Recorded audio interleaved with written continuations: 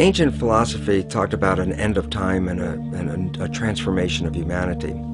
And while they could tell us about when this might occur, they really didn't underline why it would occur. Now we know why we are facing our imminent extinction on this planet and coming to those prophecies and making them real. And that is this. We base our world on knowledge. Knowledge is power. Lack of knowledge is lack of power.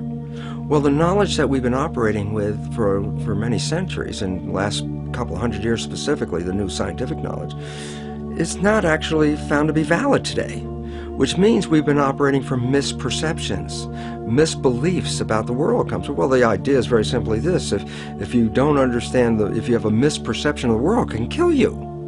And so the significance, I'll give a simple example, is that if we had an anorexic person standing right here, and you and I looked at this anorexic person, we say, well, this person's near death, skin and bones. And we should ask them, what do they see when they look in the mirror?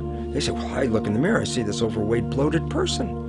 And so they have a misperception.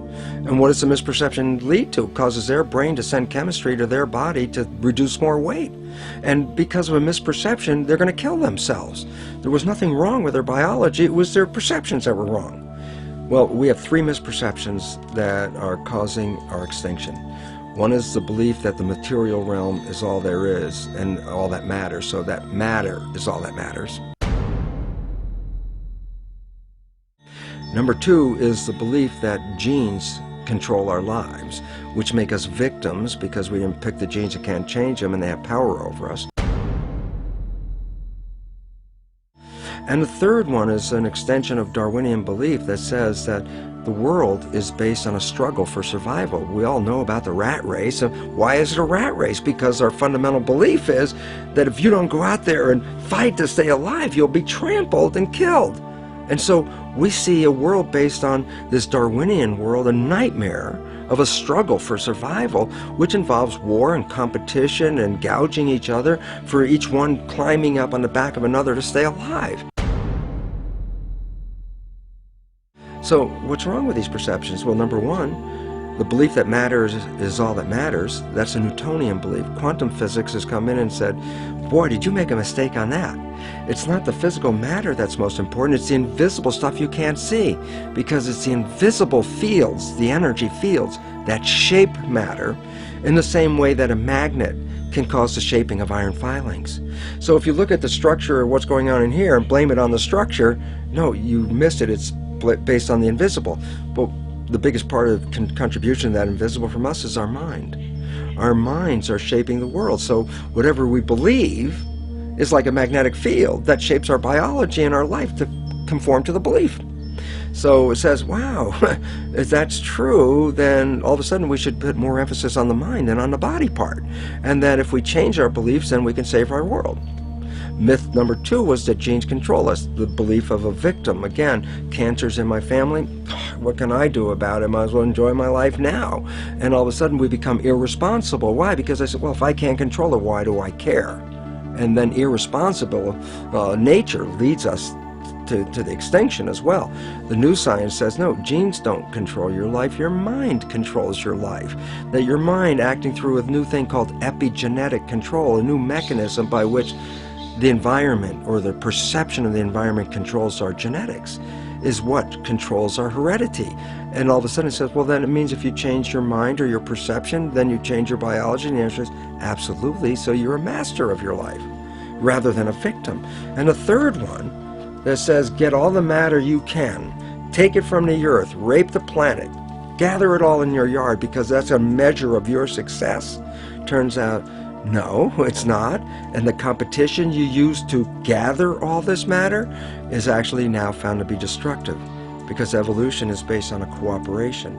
When we look into the biosphere, it's all a balanced, harmonious community except for us, because our belief says it's a struggle. The plants and the animals behind me, they look at it as this is a garden for them. We're the only ones that are out of the garden by a misperception.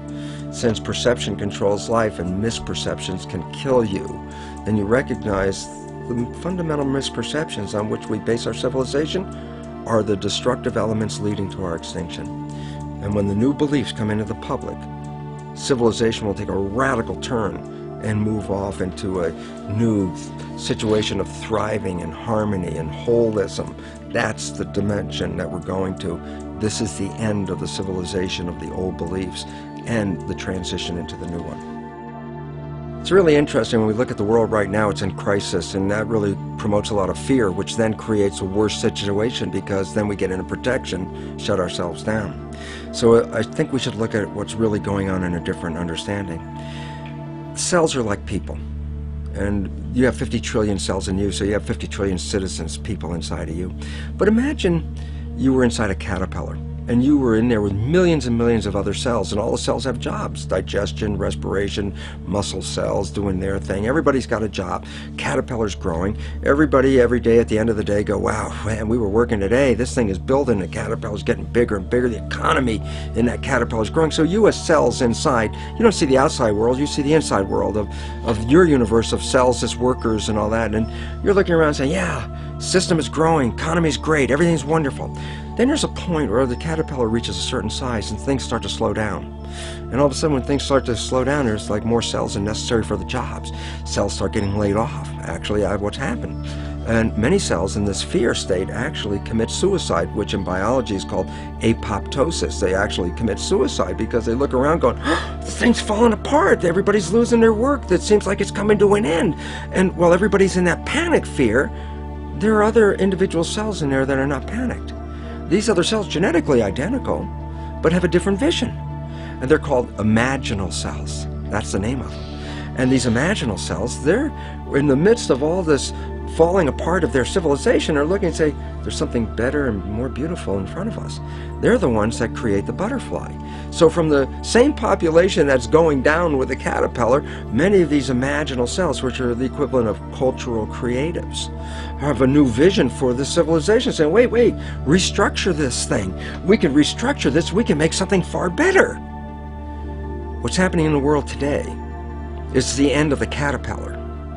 And the imaginal cells are making themselves known with new ideas, new visions, and new ways out, because there is a far better way out. It's not the end at all. And most importantly, it's the young people have to recognize they're the population of imaginal cells, because it's up to them to take what was brought into the civilization and restructure it so they can build that butterfly civilization that is far more magnificent. So rather than looking at fear, right now, look at this as the moment of opportunity, because there's something so much better on the horizon, but we can only get there by eliminating the structure as it is now, because the structure as it is now is providing for our extinction. Why is the myth perception of genes such a problem? And the answer is, if you buy that genes control you, then you buy yourself as a victim. And as soon as you buy yourself as a victim, you let go of your power in creating life. The new science of epigenetics totally reveals that this is not true, and in fact takes the mind and uses that as the shaper of the physical world. And the third myth perception that is affecting us right now is a Darwinian belief that evolution is based on a struggle for survival, with the fittest being the winners. So that, what does all this lead to? It leads to a belief of materialization, that matter is all there is, and that people fight over the matter, because whoever has the most matter wins, according to the Darwinian theory of having the most and being the winner and being the fittest. And it makes a whole world based on competition. And the new science completely undermines that whole thing, because the new science says evolution is based on cooperation. And if you don't cooperate, then the whole thing is lost.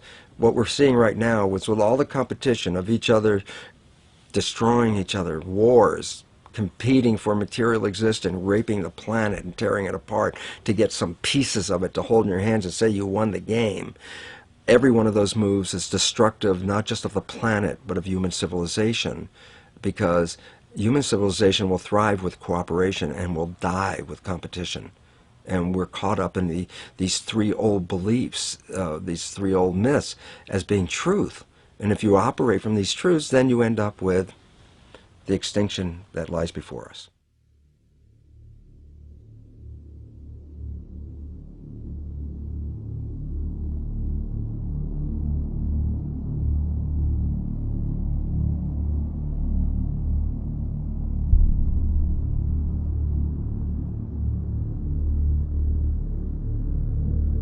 Nice to see you, Michael. Good to be here, Gary. This, I believe, calls into question Darwinian's theory of evolution. Is that correct? Yes, Gary. Essentially, that theory says that human beings like us have been around for about 100,000 years. And before that, you would have had only ape-man-like creatures. Before that, apes and monkeys. What we found, however, when we looked into the entire history of archaeology, my co-author and I did 8 years of research. We looked at every archaeological discovery that's ever been made, and what we found is that there are hundreds of such discoveries that indicate human beings like ourselves have been around for literally millions of years. We had to do 8 years of research, translate papers from German, Russian. You referred to in India the Vedic literature? Well, yes, I was saying in the beginning that we do take our inspiration from these ancient Sanskrit writings of India. They're collectively called the Vedas. Among them are the Puranas. Purana is a Sanskrit word. It means history. Now, these histories tell of human civilizations on this planet going back millions of years.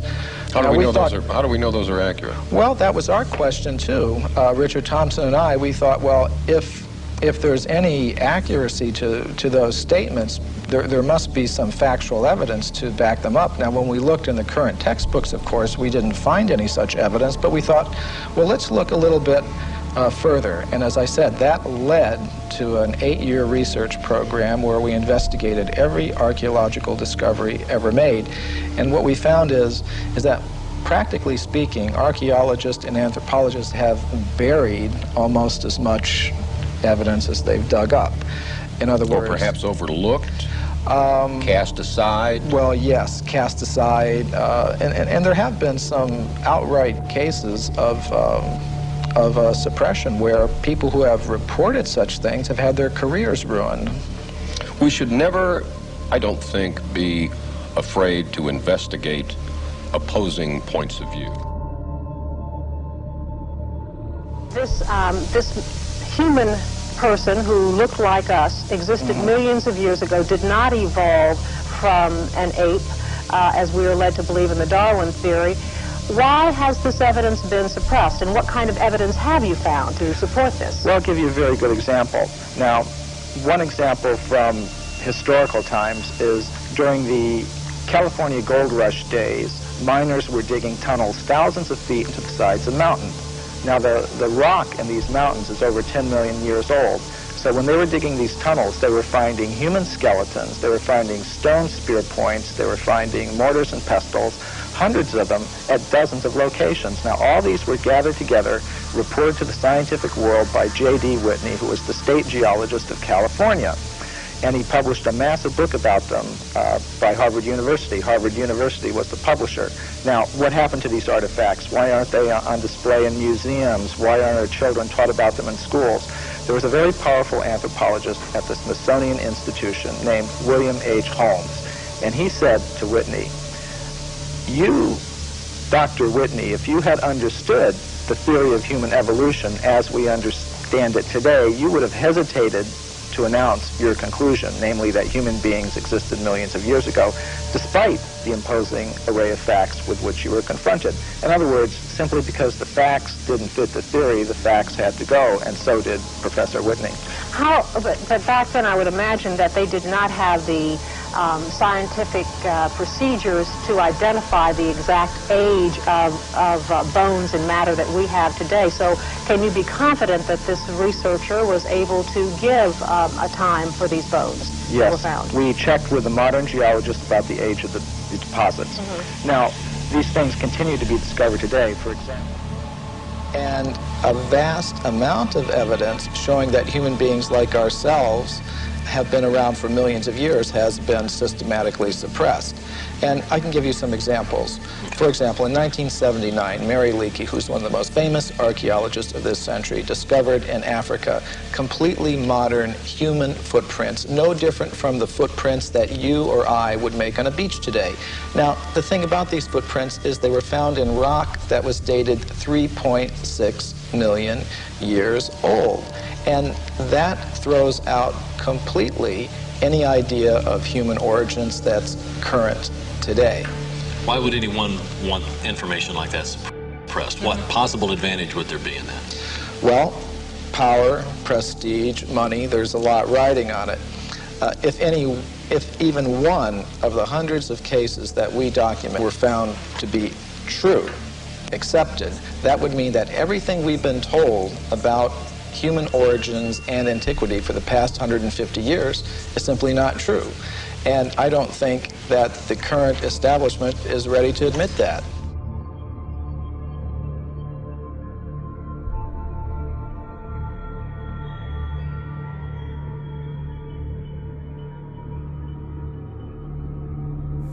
I think that scientists find it harder in some ways than many other people, you see, and some other people, because there's still a strong commitment, even perhaps partly unconscious, to the old atomistic worldview.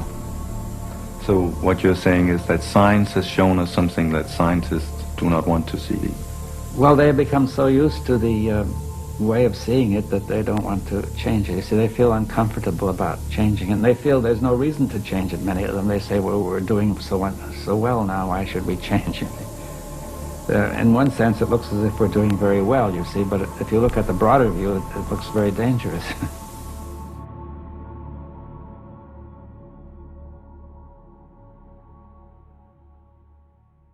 In the 1840s, there was a scientific magazine called The Geologist, and it reported that in Macoupin County, Illinois, which is right here in North America, in the United States, a human skeleton, just like ours, had been uncovered in a coal mine, in solid coal 90 feet deep underneath the ground.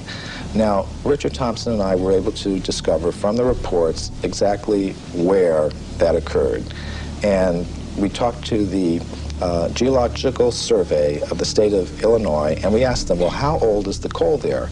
And it turned out it was 300 million years old, which means it's older than the Jurassic, you know, that word that everybody knows now, that refers to the dinosaurs. In other words, it was older than the age of the dinosaurs. Wow. Okay, so that throws a whole new spin on it. Yes, indeed it does. And some of the scientists who have read the book have obviously recognized that. For example, William Howells, who is one of the big anthropologists of this century, one of the architects of the current paradigm, he said, well, if what you say here is true, it more or less throws a monkey wrench into our whole picture of how life originated on this planet. And I think it does. Something you alluded to a few moments ago I want to bring up again. You talked about man coexisting with apes and coexisting with another kind of ape-man creature, and you again mentioned North America, and I think, of course, there's always been a lot of interest in Bigfoot, which is essentially where this is coming from. Some of the information that you brought forward is that this is just a descendant of this same wild man creature that was existing years ago. That's a distinct possibility. Now, when I first heard about this subject, I was extremely skeptical, but what turned me around is when I began to read reports about these creatures by very well-respected anthropologists. For example, Grover S. Krantz, who's at the University of Washington, up in the Northwest. He has extensively studied the footprints of these creatures, and he says they're biologically convincing.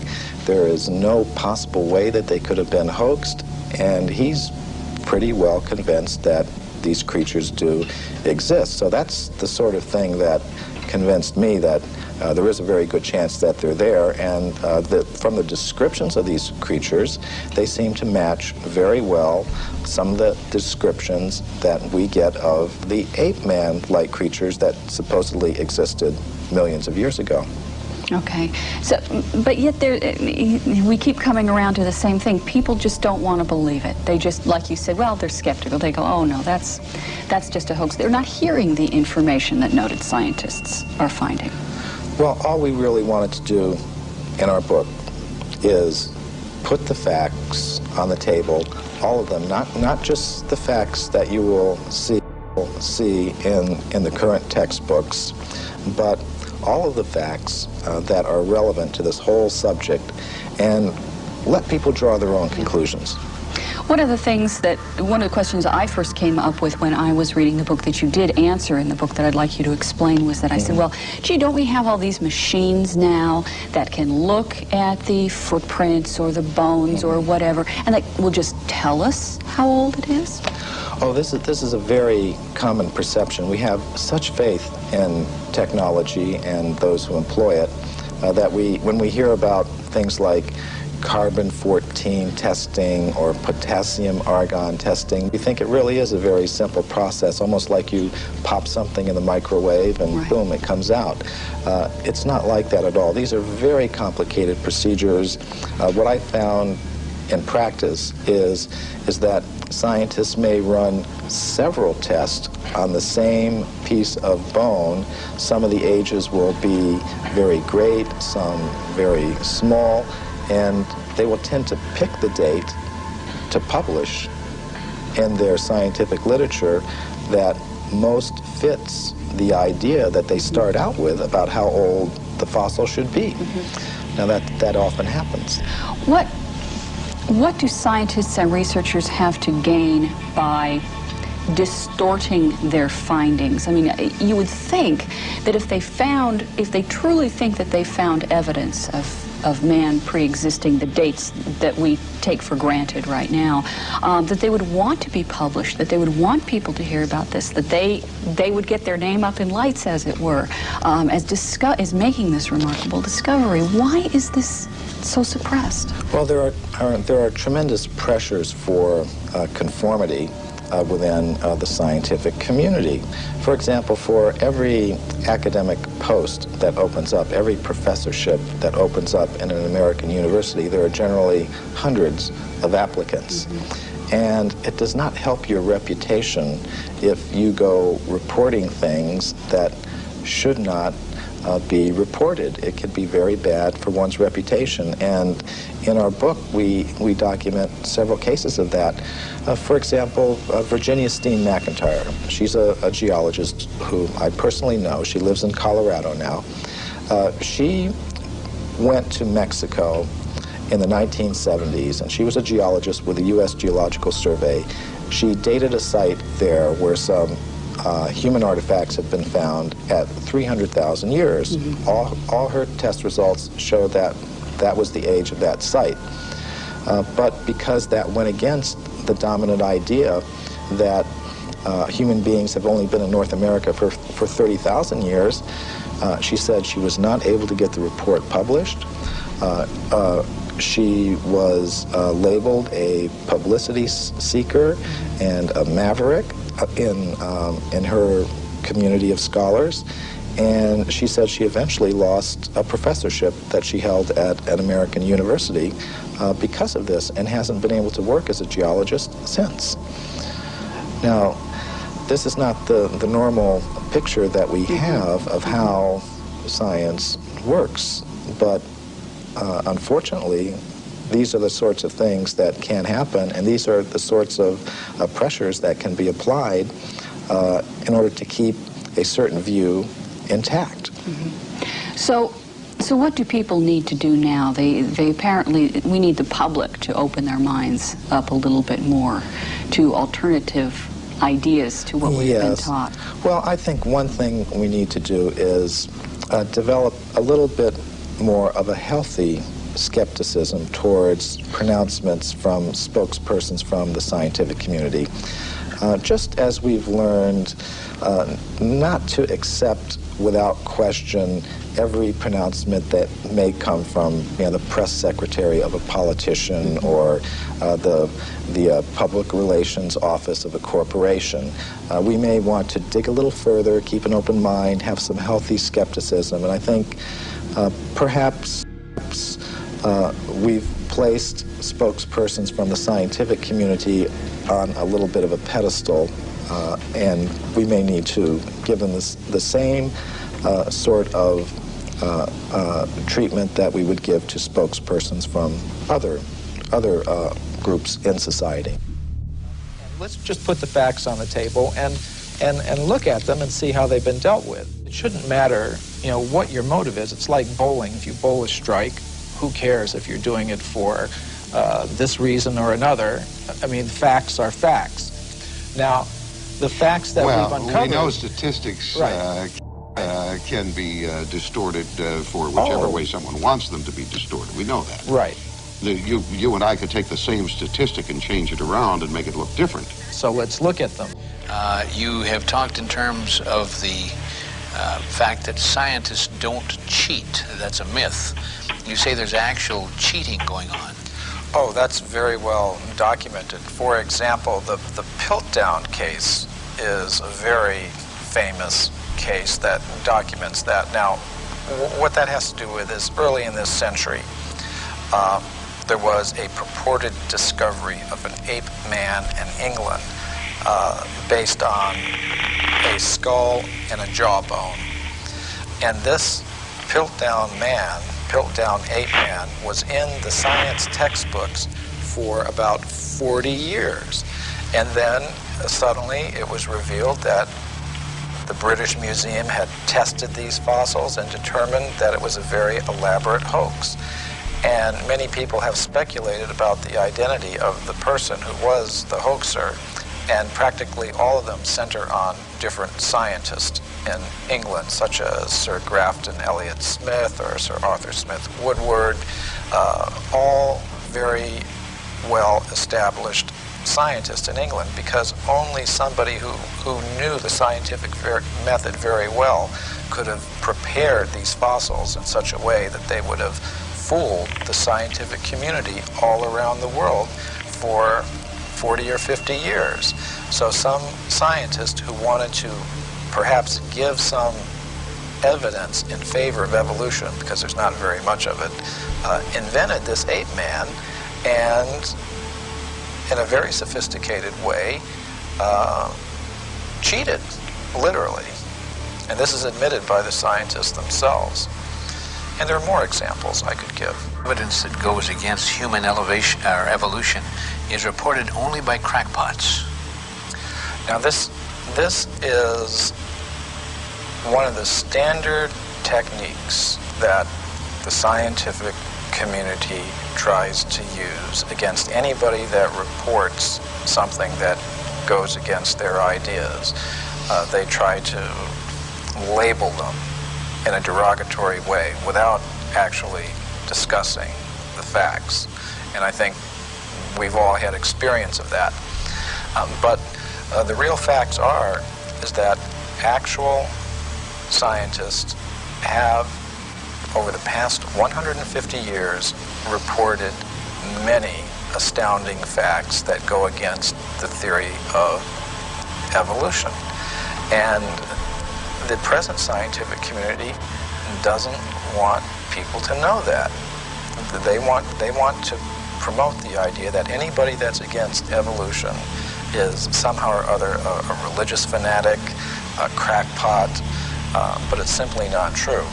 And I've personally met scientists who have discovered some of these things, and what happens to them is it's very unfair, the treatment to which they are subjected. We're going to go to Anton in Brookfield, Wisconsin. Anton, how are you? Fine, thank you. Your comment. I've often wondered how the perfect complementary male-female systems of reproduction could have evolved from unintelligent life forms.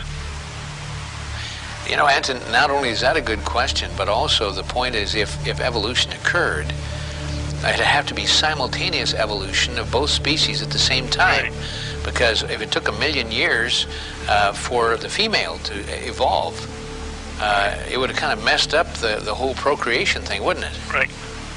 That's my question. A good question. Stay right there. Michael Cremo, your response. Well, I would like to put together a book called Darwin's Fairy Tales. And I think that would be one of them. You can just look at so many examples of complex structures and behaviors in different creatures, whether it's how the spider learned to spin its web, or how our human reproduction system came about, or any of these things. They're a complete mystery. They're not explained even theoretically by the evolutionist, and what they do is, when they want to explain anything, they just wave their magic wand and said, it happened by evolution. And that's why I call it Darwin's fairy tales. If you were to predict what archaeologists might find, you would say, well, they would tend to find a very bewildering mixture of anatomically modern human fossils, ape-man-like fossils, crude stone tools, articles indicative of a higher level of culture, all sort of mixed up and going back, hundreds of millions of years. I think you might also predict that given the biases of investigators towards a linear progressive idea of time, with things beginning in a very simple state and progressing in a linear fashion to a more advanced state, that they might edit that record to conform to their linear progressive biases. And indeed, both predictions we found in our investigations do come true. You actually do have that very bewildering, mixture of advanced artifacts and bones mixed up with more primitive ones, going back hundreds of millions of years. And you also do find a very systematic editing of this record to conform to a linear, progressive, you might call it evolutionary view of things, which is quite amazing. Of course, if we have this sort of cyclical picture, circular picture of things, much of conventional science will need to be readjusted. There's still a strong commitment, even perhaps partly unconscious, to the old atomistic worldview. So what you're saying is that science has shown us something that scientists do not want to see. Well, they have become so used to the way of seeing it that they don't want to change it. You see, they feel uncomfortable about changing it, and they feel there's no reason to change it. Many of them, they say, well, we're doing so well now, why should we change it? In one sense, it looks as if we're doing very well, you see, but if you look at the broader view, it looks very dangerous. Now, many people are talking about this new worldview that's coming up these years. Do you see a new worldview coming up in the Western world? Well, in a certain part of the Western world, yes. I think a worldview in which there's more focus on wholeness, on process, rather than on analysis into parts and more static constituents. But does that come up because we want it, or because we are forced to take on it? Well, probably both. I mean, that is, I think a certain fraction of the people want it. Perhaps they're tired of the old one, they don't feel it's working. And also there's some evidence for it, I think, especially in physics, and probably in other sciences as well. The evidence in physics comes partly from relativity and partly from quantum theory, or perhaps more from quantum theory than relativity. Again, all of these, you see, combine to the notion that the universe is a kind of indivisible whole, rather than analyzed into constituent elements which interact as separately existent.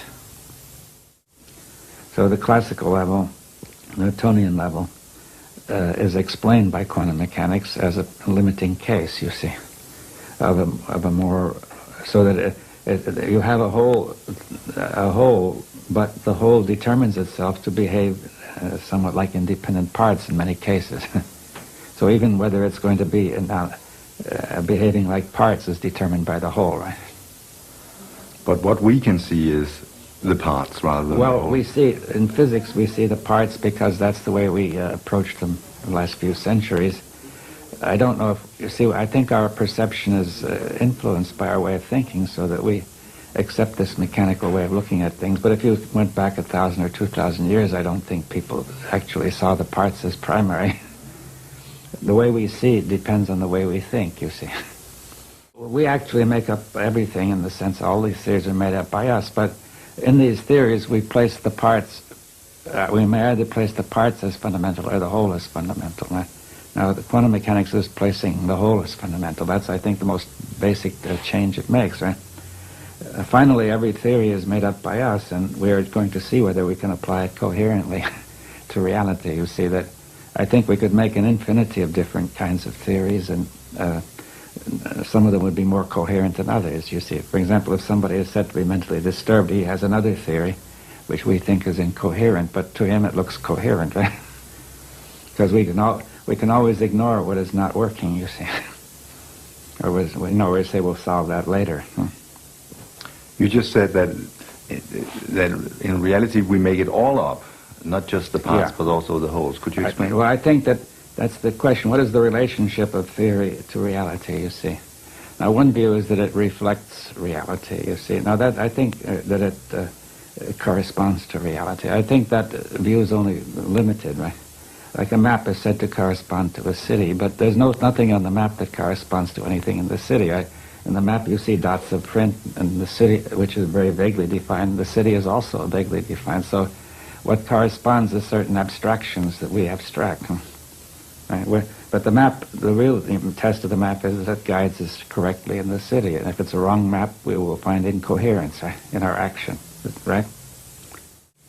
Now, you see, so therefore we make it all up, but the question is how coherent is it when we try to make it work? You see, that's really the key. Some theories are more coherent than others, but it's often hard to tell because when we come to a theory as broad as a worldview, we find it very hard to detect incoherence because the worldview tends to state that things that don't fit are irrelevant, or else says we're going to get them in order later. We haven't solved that problem yet. So incoherence can easily be not noticed, right? But if people are and also people would like not to have their worldviews questioned, because they have got used to them and feel comfortable with them. So therefore, it's very hard to question a worldview.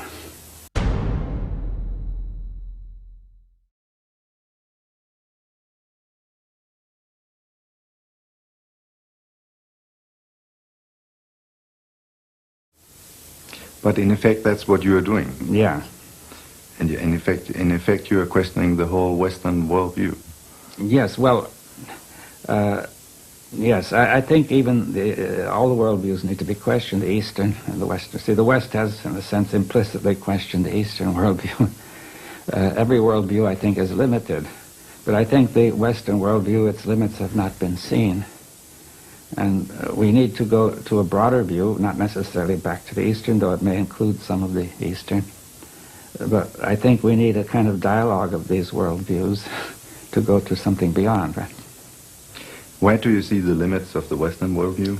Well, just in the way of saying that it focuses too much on analysis, and it tends to lead to fragmentation, you see. Now, what I mean by fragmentation is not just division, distinction, but because the parts in the whole are correlative concepts, you see.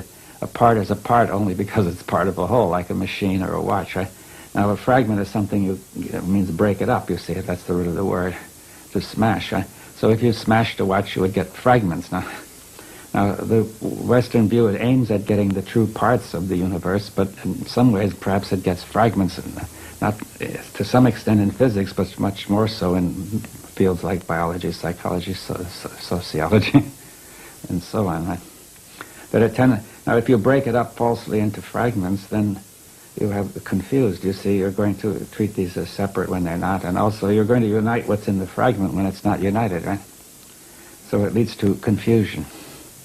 So in the West, you tend to confuse the part for the whole and vice versa? Yeah, you get confused about the part and the whole because you take a fragment as an independent whole. But if you take the true whole that includes everything, it would also include you and include your perception of the whole. Yes. So could you ever tell me your way of perceiving the whole to anyone else? Well, we can have a dialogue and so begin to exchange, you see. In other words, I can't tell you unless we're talking together. You see, we have to exchange our views on that, right? And perhaps now, and then there comes the problem that people are ready to listen to somebody else's worldview, you see, seriously, without resistance, you know, without opposition. But I think the observer is an intrinsic part of the whole. That's what quantum mechanics is teaching us too in physics, right? That the observing instrument is just as much part of the whole, and therefore, because of the possibility of these non-local interactions in quantum mechanics, when an observation is made, the two systems are not really distinct, you see. Therefore, they participate in each other, and you cannot therefore get an unambiguous meaning to the measurement, right? The same happens between human beings. You see that if somebody tries to measure somebody else, talk to him, there's a mutual change which makes it impossible to get an unambiguous attribution of qualities. It's not possible to say what David Bohm would have said in another interview. No. Tomorrow at the same time. No, because we're participating together, so what I am is affected by what you're doing and what you are, and vice versa, right? That's exactly the sort of thing that happens in quantum mechanical observations. Okay, if I say then that when I think about the whole and the part, I end up understanding that if you understand the whole, you're not able to tell it to anyone else because then you step out of the whole and become a part. Well, I think there's a kind of communication. See, this is the point about having a different worldview. There is a kind of communication that does not begin by denying wholeness, you see. You see, if we say, here am I and here are you, and then we have already divided it, right? But perhaps we could communicate in the spirit of the whole without assuming that division, right? See, we're not trying to tell, that means I'm not trying to tell you what I think, you not trying to tell me, but rather together we are trying to discover how we're going to think together. Do you see the difference?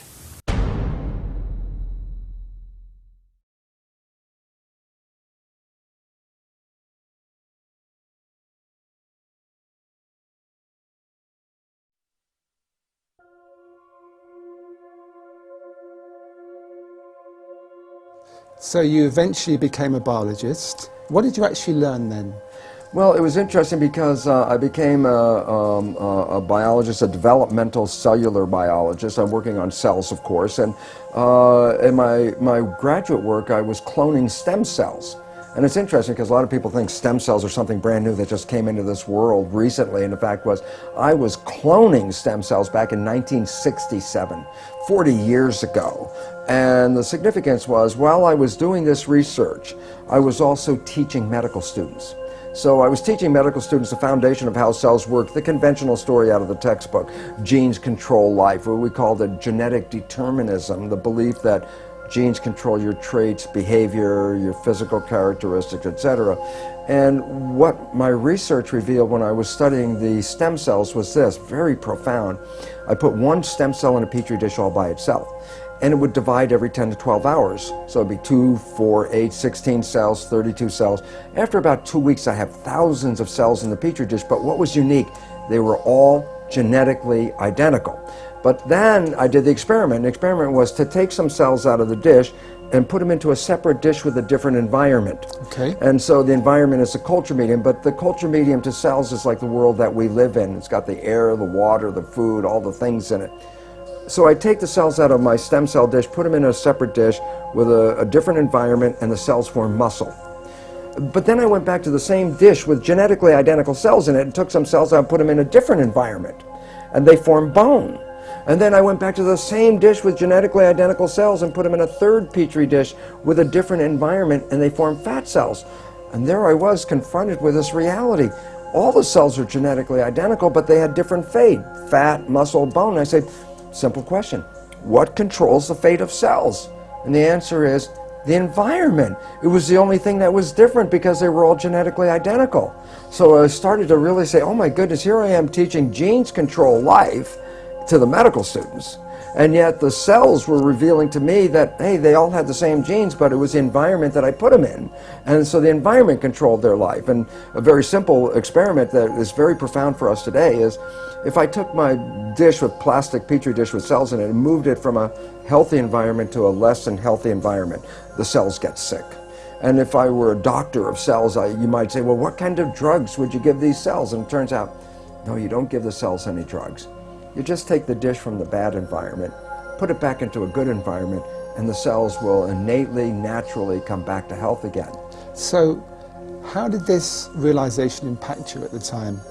Because you were teaching something completely different. Yes. You did this experiment and you realized what you were teaching wasn't the full truth. Oh, absolutely. And then I had a problem with my colleagues because, first of all, they doubted my work, and then I brought them into the experiments and I had them observe them, watch them, and they all said, wow, yeah, the environment controls the cells. But they wanted to marginalize it, so they would say, oh, that's an exception or an anomaly because we're teaching genetic control. It didn't fit the story.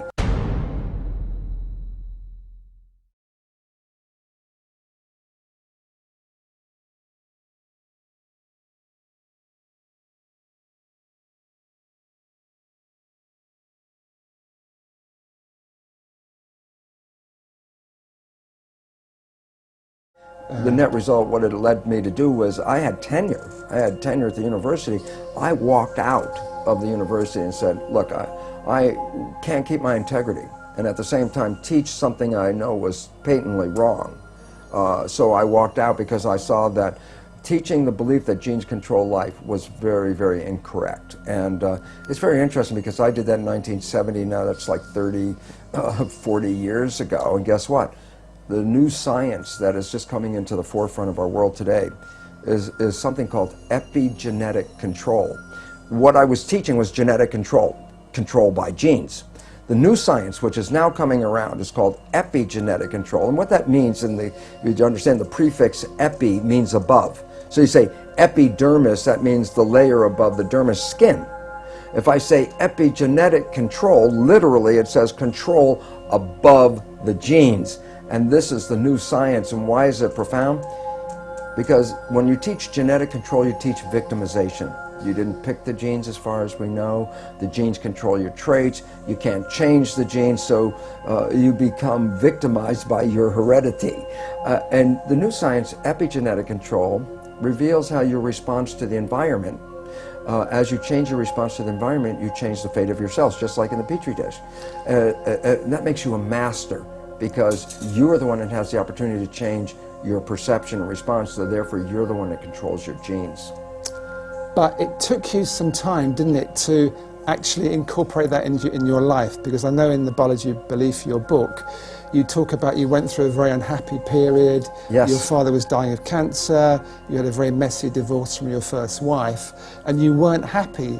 And you thought at that point that actually your genes did influence, and you had unhappy genes, and it took you some time to actually realize that in your life you could change things. Yeah, it was very interesting because, again, I was still coming from the programs of my own deep beliefs, which I got from childhood on, about genetic control. And yet, it was funny because I was at that point also going out and beginning to talk to people about this new science, about if you understand what I'm talking about, you can create this fabulous life. And it was fun because in the beginning I would try to get people together and I'd tell them, you can create this fabulous life, and they'd sit at me and look and go, you know, Lipton, for a guy who says you can create a life with this stuff, your life doesn't look that good. And essentially I almost said, fortunately I didn't say the words, but I essentially said, well, do as I say, not as I do. And that was the opening point that said, oh my God, I can't just talk about the academics of the new science. To make it work, you actually have to apply the principles of the new science. And that was a change point in my life where I said, well, I'm not going to lecture on this unless I verify to myself that by influencing my personal beliefs and attitudes and things that I can change my biology. And it was wonderful because it only took just a short time to realize how I manifest profound changes in my life by taking in the understanding that how I see the world, my perceptions, control not just my internal biology and my genetics and behavior, but it controls how I create in the world around me. So I went from a world of almost self-destruction into this world of more mastery. And the most exciting thing is I found since that time that I absolutely live in heaven because I've created a life. Let's look at practically how you did that, just so people pick up a few clues.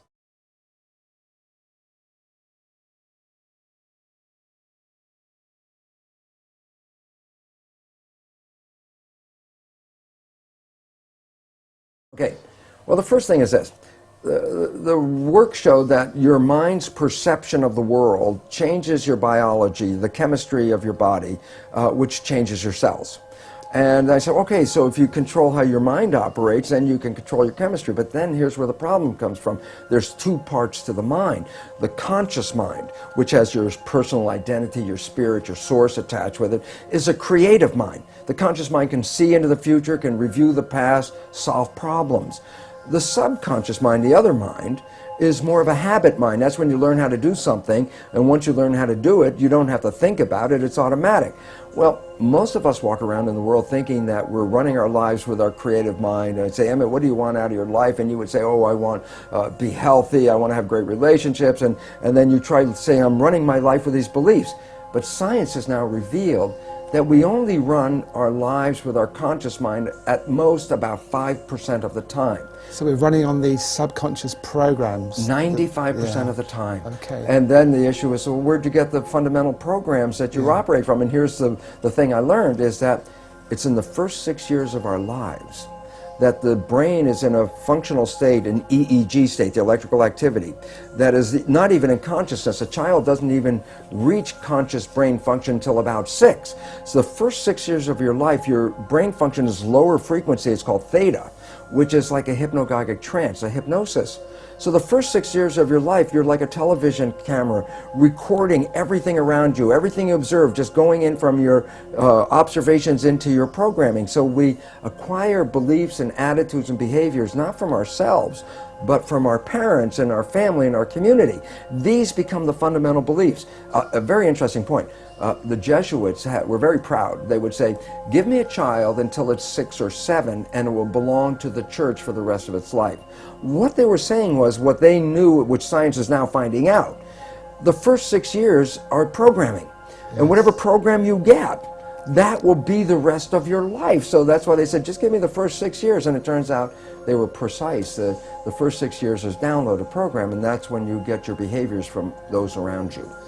So you were able, by realizing this, to then look at how you were living your life on a practical level and say, I am not going to be governed by these pre-programs. I am going to live my life in a more conscious way. Am I oversimplifying this? Yeah, that's a fundamental statement of how it works, but it's not as easy as, oh, okay, I've just changed my thinking about it. It's like, well, because as the thinking is not that much in our control. The brain is operating, as I said, 95% from the subconscious. But how did you actually then get results in a relatively short space of time? Well, the first thing, how does the subconscious learn? And that's a very critical thing. The conscious mind can learn from reading a book. So the subconscious mind can read a self-help book and you go, wow, that sounds really great. And then you find you read the book, but your life is still the same. And it turns out, why? And the answer is because the subconscious mind is more of a habit mind, things that you repeat over and over again. So the reality is, if you can stay conscious, be present, and when those negative thoughts come in our head, and psychologists tell us 70% of the time, the thoughts that are going through our head are negative and redundant, so the same negative thoughts are going through. If you could stop those thoughts, if you could hear them as they come through, like, oh, that's not going to work, or this will never happen, those kinds of thoughts. If you can hear them and stop them consciously, say, no, change the belief right there, just give the more positive thing. As you repeat this more frequently and you keep repeating it, the subconscious mind begins to learn. So as a habit, if you stay conscious, and you have to work at it, and here's why people say, well, how come only 5% from conscious mind, 95% from subconscious? Because the conscious mind can think into the future and think into the past and solve problems. Then think about it yourself. Most of the time, you're thinking about something. Well, if you're thinking, you're using the conscious mind. Well, if you're using the conscious mind for thinking, then who's running the show? And the answer is, when you're not paying attention and you're thinking about what I'm going to do tomorrow, your subconscious is running the show. So you used the words, be present. Be present. Which be mindful. We hear a lot. So be mindful, which really means be aware of what's going on, So you get an automatic reaction, you're aware of that, and you say, I don't want to go there, that's an old pattern, and you look at a new way to be in that situation. Exactly. And you have to repeat it over and over again, because if you think, well, I got mad at myself yesterday because I repeated that same stupid thing, and I got mad again today because I repeated the same stupid thing, and then people give up because they get frustrated. And it's like, no, it's a habit. So you have to every day, but ultimately you can repeat it. Yet there are, fortunately now, very many new healing modalities that can help you rewrite the subconscious beliefs much faster. So I get very excited because some of this may take work for people, because you have to really be present, and yet we're so bombarded with information and our lives are so busy that our conscious mind is almost always wandering, trying to resolve issues and problems and things we have to work out, which then means the subconscious mind is running the show. And it's very interesting, because most people will be very familiar with this story. I tell it to my audiences and they all laugh because they're familiar with it. I say, look, you have a very close friend. You know your friend's behavior. And you happen to know your friend's parent. And at some point you see that your friend shares the same behavior as their parent. So you casually volunteer, you go, you know, Bill, you're just like your dad. And that's when you have to back away from Bill, because Bill's the first guy that says, how can you compare me to my dad? And everyone laughs because they're familiar, but I say, no, there's two very profound points from that one story, and profound point number one. Everybody else can see that Bill behaves like his dad. He got his programming from his dad. It's only Bill who doesn't see it. And profound point number two, we're all Bill, because all of us got programming, and all of us operate with these programs, and we don't even see we're doing it, that we, even when told we're doing it, will deny that we do these behaviors because we don't even see when we're doing it. That's why it's called subconscious, below conscious. Because you went from, and I'm quoting from your book, wanting to be anyone but me, to being, I think you quote yourself as the happiest man in the world. You felt so happy. Oh my So you gosh. proved that this can work. Well, I had to, because I said when I first started talking about it, it was from an academic, conscious point of view. This is what I learned. But my subconscious programs are still exactly the same. So while I had this wonderful knowledge, my life still wasn't anything I wanted to brag about, because it wasn't. And as you know, that old game, well, who would you like to be? And I could think of anybody I'd rather be than me. And yet, when I started to apply the new science and rewrite the subconscious so it supported me rather than the programs of limitation or disempowerment that we get from our parents and our community as children, which almost all of us get, when I put in the new programs, all of a sudden I started to find, my goodness, my life completely turned around. All wonderful things started happening in my life. I was healthier. I haven't been to a doctor in 20 years. I don't need that. I don't take any of their drugs. Why? Because most of the illness is just from the stress of not living in harmony. And when you learn to get rid of the limiting programs that we got as children and put in programs that support you, guess what? Then all of a sudden the place turns into heaven. And it's interesting, people, I tell people, well, you create your own life, and then they look around and go, I don't want responsibility for this, but I say, well, you didn't know you were creating with these unconscious beliefs.